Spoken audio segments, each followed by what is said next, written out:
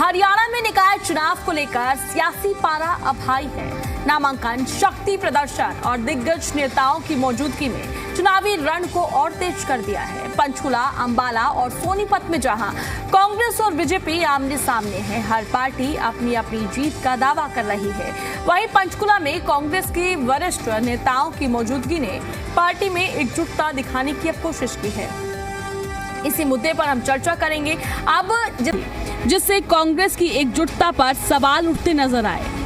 आप इससे अंदाज़ा लगा सकते हैं कि ये चुनाव बदलाव का है। सभी लोग बदलाव चाहते हैं और आप पंचकुला की जो हालात देखते हैं, सभी लोग उम्मीद लगाए बैठे हैं कि कोई ईमानदार व्यक्ति आए यहाँ पर और हमारा यहाँ पर पंचकुला का सुधार हो। तो मैं सभी पंचकुला वासियों से ये कहती हूँ कि आप मुझे वोट दीजिए। मैं बहुत ईमानदारी से और बहुत पारदर्शिता से यहाँ पर काम होगा। बहुत बहुत शुभकामनाएं हैं। कांग्रेस पार्टी ने जनता की मांग के ऊपर, हमने सुधा भारद्वाज जी जो सर्वसम्मति से सभी की मांग के उम्मीदवार बनाया गया है, एक मजबूत प्रत्याशी है और उनके आने के बाद में यह सुधार होगा। नगर निगम में भ्रष्टाचार है, उसको खत्म होगा, एक बढ़िया प्रशासन देंगे। देखिए, भय मुक्त भ्रष्टाचार का कार्यकाल नगर निगम का रहा। 159 करोड़ नहीं, ये 500 से 1000 करोड़ का घोटाला है। केवल यही नहीं, हरियाणा में पहली बार बैंक खातों से 1000 करोड़ रुपया IDFC बैंक और दूसरे घोटालों में चोरी हुआ। ये पहली बार हमने देखा नायब सैनी जी के कार्यकाल में। लोग भ्रष्टाचार का पैसा लेकर पकड़े जाते थे, ये तो खुलेआम डाका और लूट कर रहे हैं। वहीं दूसरी ओर मुख्यमंत्री नायब सिंह सैनी की मौजूदगी में बीजेपी ने भी अपना दमखम दिखाया। बीजेपी प्रत्याशी श्यामलाल बंसल के नामांकन के दौरान पार्टी नेताओं की भारी भीड़ उमड़ी। मुख्यमंत्री ने दावा किया कि पंचकुला समेत हरियाणा के सभी नगर निकायों में बीजेपी की जीत तय है। ये 7 चुनाव जो हरियाणा प्रदेश के अंदर चल रहे हैं, आज मैं श्यामलाल जी बंसल, पार्टी के बहुत ही पुराने श्रेष्ठ ज्येष्ठ कार्यकर्ता है। पार्टी में जो कार्यकर्ता काम करते हैं, उनकी कोई इच्छा ये नहीं होती चुनाव मैंने लड़ना है, पार्टी विचार करती है।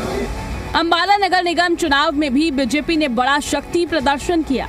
मेयर प्रत्याशी अक्षिता सैनी के नामांकन के दौरान कैबिनेट मंत्री अनिल विज, मनजिंदर सिंह सिरसा समेत पार्टी के कई वरिष्ठ नेता मौजूद रहे। नामांकन के बाद पार्टी नेताओं ने एक सुर में जीत का दावा किया और विकास कार्यों को अपनी सबसे बड़ी ताकत बताया। भारतीय जनता पार्टी निश्चित तौर पर, जैसे हरियाणा में बड़े मार्जिन सरकार बनी, इसी तरह से अंबाला के अंदर भी निश्चित तौर से अक्षिता जी एक अच्छे मार्जिन के साथ और 20 के 20 हमारे काउंसलर अच्छे मार्जिन से जीतेंगे, क्योंकि लोग अंबाला के जानते हैं कि अगर विकास की कोई बात करता है तो भारतीय जनता पार्टी करती है। मेयर प्रत्याशी अक्षिता सैनी जी का नामांकन भरवाया गया है और इस आशीष के साथ भरवाया गया है कि वो भारी मतों से यहाँ से चुनाव जीतेंगे। आज मैं बहुत ज़्यादा खुश हूँ कि मुझे इस मेयर पद के लिए मदद मिला है। मैं नगर निगम के अंदर में काम कर चुकी हूँ। सारे सिस्टम का मुझे पता है। उस सिस्टम को समझ के सारे परेशानी को दूर करूँगी। सोनीपत में भी बीजेपी ने मेयर प्रत्याशी राजीव जैन के नामांकन के दौरान जोरदार शक्ति प्रदर्शन किया। सैकड़ों कार्यकर्ताओं के साथ जुलूस निकालकर नामांकन दाखिल किया गया। इस दौरान प्रदेश अध्यक्ष मोहनलाल बडोली ने सोनीपत में बीजेपी की जीत का दावा किया। उन्होंने कहा कि और सभी वार्डों में भी पार्टी का दबदबा रहेगा।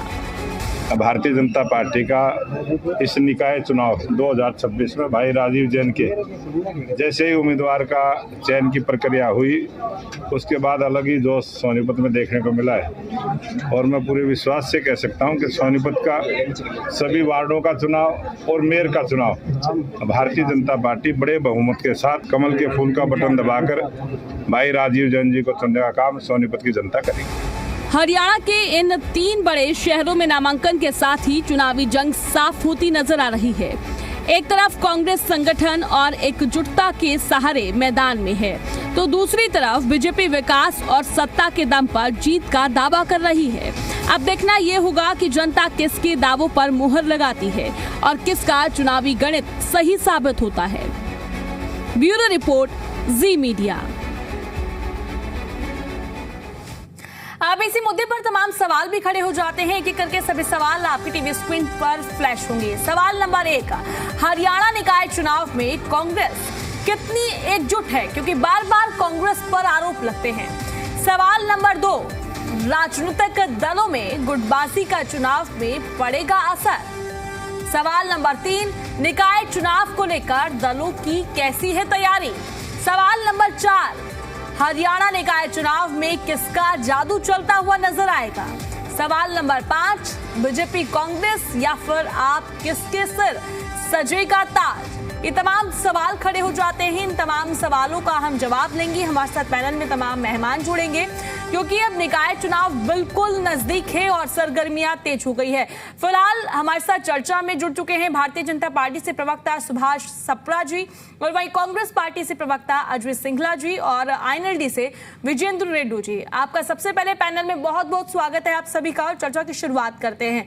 मैं चर्चा की शुरुआत कांग्रेस पार्टी से करना चाहूंगी। अजय जी, फिलहाल कांग्रेस पार्टी कितनी तैयार है निकाय चुनाव को लेकर, क्योंकि बार बार यहाँ पर जो है गुटबाजी के आरोप कांग्रेस पार्टी पर लगाए जा रहे हैं। मैं जानना चाहूंगी कांग्रेस पार्टी की क्या रणनीति है और कितनी तैयार है निकाय चुनाव को लेकर। जी, ये केवल एक मीडिया का भ्रम है।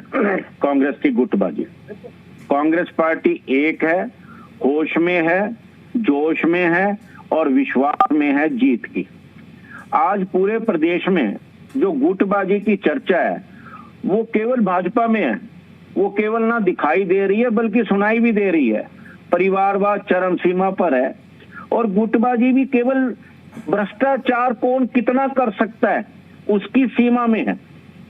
भाजपा में आज चारों तरफ अलग अलग पावर सेंटर बन गए हैं, चाहे वो राव इंद्रजीत जी का हो, चाहे राव नरवीर जी का हो, चाहे मोहनलाल बडोली जी का हो, अनिल विज जी का हो, खट्टर साहब का हो, अरविंद शर्मा जी का हो और सैनी साहब का हो। कांग्रेस तो एकजुट है। इस इलेक्शन में कांग्रेस ने अपनी एकजुटता स्पष्ट दिखा दी है, उदाहरण दे दिया है। सबसे पहले टिकट डिक्लेयर की है हमने, और यहाँ पर अभी भी घमासान मिचा हुआ है। आज तक पार्टी छोड़ छोड़ के दौड़ रहे हैं लोग, विश्वास नहीं रहा कार्यकर्ताओं का पार्टी में जी। तो ये तो सिर्फ मीडिया की देन है गुटबाजी, हमें गुटबाजी नहीं है। दूसरी बार बोल रहे हैं मीडिया की देन नहीं है, जो चल रहा है मीडिया तो वही दिखा रही है। आरोप आपके ही विपक्ष और सत्ता पक्ष ही लगा रहे हैं, हम क्यों लगा रहे हैं? हम तो बस सवाल रख रहे हैं ना अपना, आप क्लियरिटी दो। निवेदन करते हैं, मैं तो यही कहना चाह रहा हूँ कि कांग्रेस को केवल टारगेट किया जा रहा है गुटबाजी के मामले में। हमारे इतना पुराना संगठन है, इतनी बड़ी पार्टी है, कुछ आपस में कुछ बातें हो सकती हैं, लेकिन इसका मतलब ये नहीं कि उसको हम केवल गुटबाजी तक ही सीमित करते हैं। आज गुटबाजी में अगर कोई सबसे ऊपर चरम सीमा पर है तो भाजपा है, परिवारवाद में भाजपा है। यहाँ पर एक दौड़ लगी हुई है कि कौन अपने परिवार को कितना आगे बढ़ा सकता है, कौन अपने परिवार के लिए कितना कमा सकता है। एक तरफ आरएसएस का गुट है, एक तरफ भाजपा के अंदर अक्षत्रप पैदा हो चुके हैं। तो आप केवल कांग्रेस को ही टारगेट करके ना चलिए, भाजपा के बारे में भी पूरी बात कीजिए। मैं तो 6 नाम ले चुका हूं जो इस समय भाजपा को कब्जा किए हुए हैं। भाजपा नहीं रही अब हर आदमी की अपनी अपनी पार्टी बन गई है भाजपा में, और वे सब अपने अपने परिवार को या अपने अपने गुट को, अब भाजपा में कार्यकर्ता भाजपा का कार्यकर्ता नहीं रहा, बल्कि वो अलग अलग क्षेत्र के नेताओं का कार्यकर्ता बनकर रह गया। तो कांग्रेस एकजुट होती जा रही है। कांग्रेस का अपना अनुशासन है, कांग्रेस में एक संगठन है, कांग्रेस में एक नेता है, लेकिन यहाँ पर अलग अलग नेता, अलग अलग उनकी बातें, अलग अलग गुट। अनिल विज कुछ कहते हैं, खट्टर साहब कुछ कहते हैं, सैनी साहब कुछ कहते हैं, अरविंद शर्मा जी कुछ कहते हैं, नरवीर सिंह जी कुछ कहते हैं। अहिरवाल की लड़ाई अलग है, फरीदाबाद गुड़गांव की अलग है, पलवल की अलग है। एक लाइब्रेरी का उद्घाटन 2 घंटे में अलग अलग नेताओं ने किया। किसी की रैली में कोई जाता है, किसी की रैली में कोई नहीं जाता, कहीं पर प्रधान जी जाते हैं, कहीं पर केंद्रीय मंत्री जाते हैं और पूरी तरह से एक दूसरे के खिलाफ बयानबाजी करते हैं। ठीक है अजय, तो इसलिए कांग्रेस के अंदर अब वो चीजें खत्म होती जा रही हैं और भाजपा में पूरी तरह से वो चीज बढ़ती जा रही है और हमारा दावा कि आने वाले टाइम में भाजपा केवल टुकड़ों में बढ़ जाएगी और कांग्रेस बल्ले बल्ले। ठीक है अजय जी। सुभाष जी, फिलहाल मैं जानना चाहूंगी भारतीय जनता पार्टी निकाय चुनाव को लेकर कितनी तैयार है और किस तरीके से रणनीति बनाई जा रही है और क्या मुद्दे रहने वाले हैं निकाय चुनाव में? जी सभी को नमस्कार।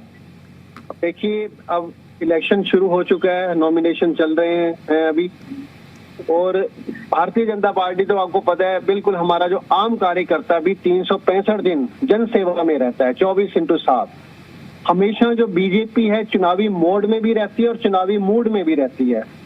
हमारी जो तैयारियां हैं, चाहे वो नगर निगम है, चाहे वो नगर पालिका है, चाहे वो नगर परिषद है, अच्छी तरह से पूरी तैयारियां हैं। और जिस तरह से मार्च 2025 में भारतीय जनता पार्टी ने परचम लहराया था जीत का, उसी तरह से सभी सीटें जीतेगी और बिल्कुल दंगल भी शुरू हो चुका है। दंगल का मतलब है कांग्रेस के अंदर का दंगल। जैसे राज्यसभा में देखा आपने, अभी आपने सोनीपत की सीट पर देखा, कमल दीवान जी कल सारा दिन उनके फोन बंद और वो इलेक्शन भी लड़ने से मना कर रहे थे।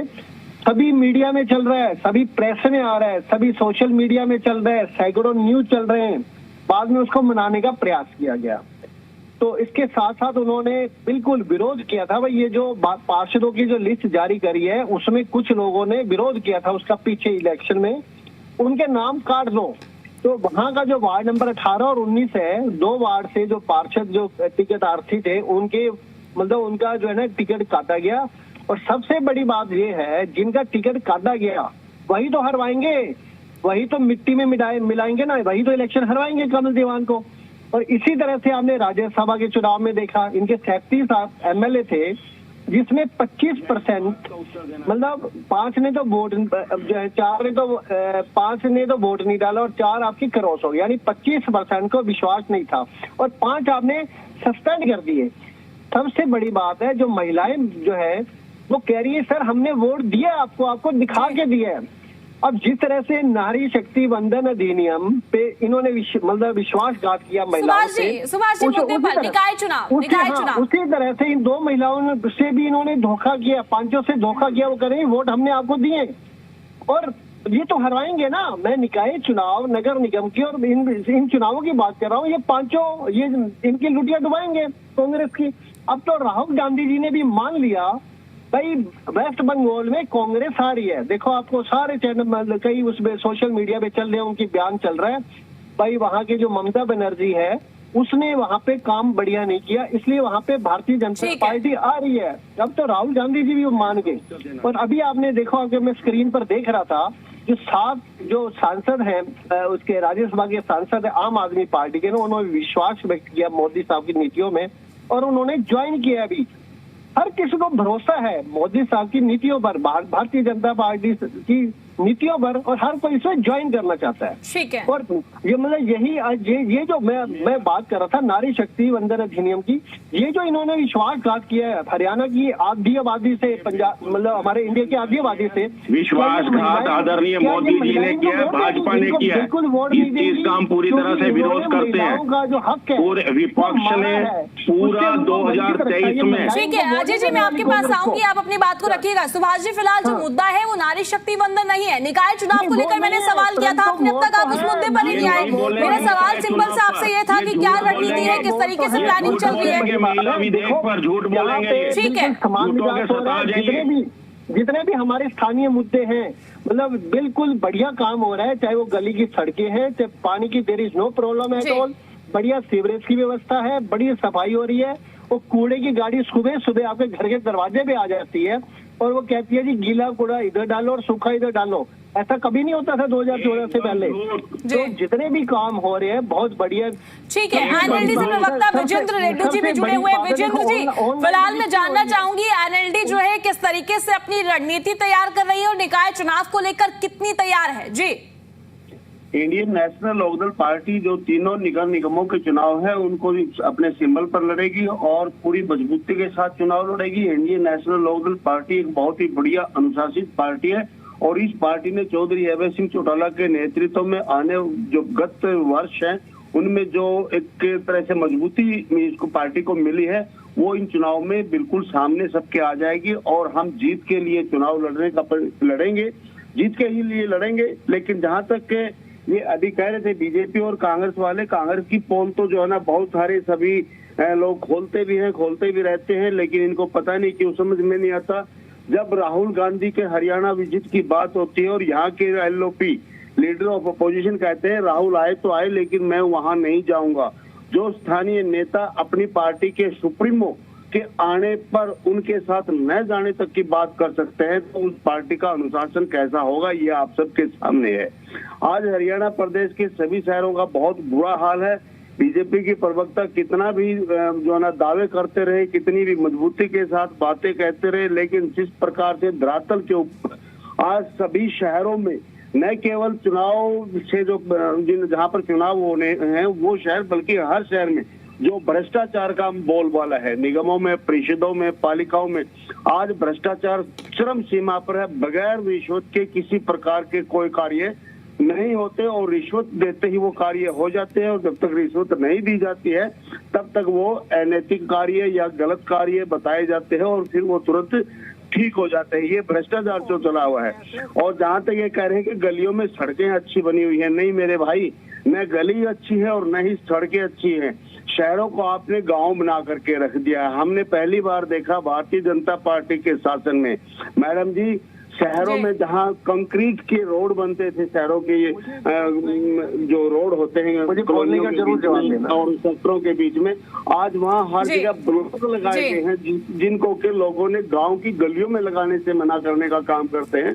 लेकिन ठीक है विजेंद्र जी, माफी चाहूंगी बीच में रोक रही हूँ, समय की कमी है। विजेंद्र जी, अजय सिंघला जी और सुभाष सप्रा जी, आप तीनों हमारे साथ चर्चा में जुड़े उसके लिए बहुत बहुत शुक्रिया। फिलहाल चर्चा को यहीं पर समाप्त करेंगे। अब निकाय चुनाव बिल्कुल नजदीक है, आपने सभी की राय सुनी और तमाम पार्टियां अपनी अपनी जीत का दावा करती हुई नजर आ रही है। देखने वाली बात होगी बीजेपी वर्सेस कांग्रेस देखने को मिलेगा या फिर कोई और पार्टी निकाय चुनाव में कब्जा करती हुई नजर आएगी।